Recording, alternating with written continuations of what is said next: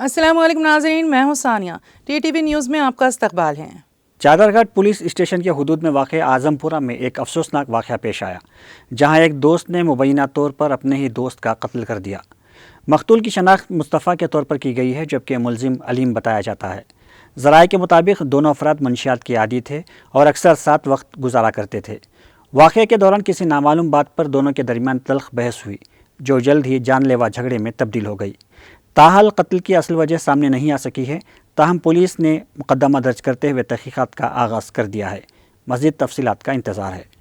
तो शाम में करीब करीब वो 5:46 शाम के टाइम में हमारे को अंडर में फ़ोन आया। तो ये आज़मपुरा वो क्लॉक टावर नया क्लॉक टावर वो इनाग्रेशन है, वहाँ क्लॉक टावर के पास कुछ मर्डर होकर के बोले। तो इमीडिएटली हमारा पेट्रोल कार बीसी हमारा ऑफिसर्स इमीडिएटली वहाँ पहुँच गए।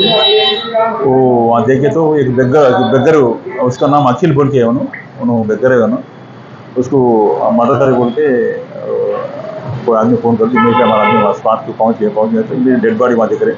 डेड बॉडी की पूरा हमारा वो आजू बाजू पूरा वो बैरिकेड लगा देगी, किसी भी नहीं आने देगी उसको। माना उसके बारे में सीसी कैमरा से भी वेरीफाई करने के बाद इमीडिएटली एक सस्पेक्ट हमारा पास एक मुस्तफ़ा बोल के, मुस्तफ़ा इज हमारा पीएस में सस्पेक्ट है। उन्होंने एक्चुअली उन्हीं उसको मर्डर करे बोल के क्लियरली एस्टेब्लिश है। इसकी वजह से हम लोग जब पार्टी बना के जस्ट आधा घंटा 40 मिनट्स में हमारा डीसी साहब का इंस्ट्रक्शन के हिसाब से इमीडिएटली पार्टी बनाने के बाद आजू बाजू इंक्वायरी कर तो आजू बाजू वेरीफाई करे तो वो आदमी कर गए। अब right now is our custody.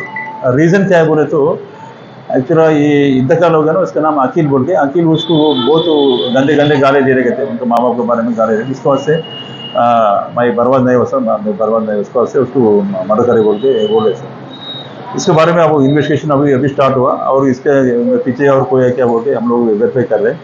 और एक इज और सस्पेक्ट है, मना वो पुराना 2-3 केसेस है और लास्ट रिसेंटली भी उन्हें एनडीपीएस केस में उन्होंने जेल भी जाके है। रिसेंटली उन्होंने जेल से बाहर आए। Okay, thank you. TTV news में फ़िलहाल इतना ही। मज़ीद खबरों के लिए जुड़े रहिए टीटीवी न्यूज़ के साथ। अब इजाज़त दीजिए, खुदा हाफिज़।